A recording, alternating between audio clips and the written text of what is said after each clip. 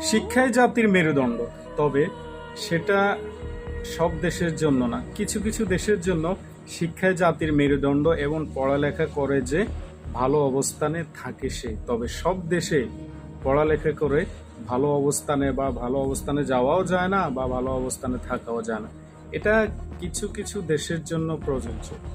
যেমন কি, যেই দেশে শিক্ষাকে মূল্যায়ন করা হয়, যে দেশে শিক্ষিত বেকার থাকে না, সেই দেশে শিক্ষিত জাতি মানেই শিক্ষাই জাতির মেরুদণ্ড। কিন্তু যে দেশে শিক্ষার কোনো মূল্য নেই, একজন ডিগ্রিধারী গ্র্যাজুয়েশন কমপ্লিট করা লোককেও যখন একটা সিগনেচার করতে না পারা কোনো লোকের সুপারিশ নিয়ে চাকরি করতে হয়, ওই দেশে শিক্ষাই জাতির মেরুদণ্ড কখনোই হতে পারে না।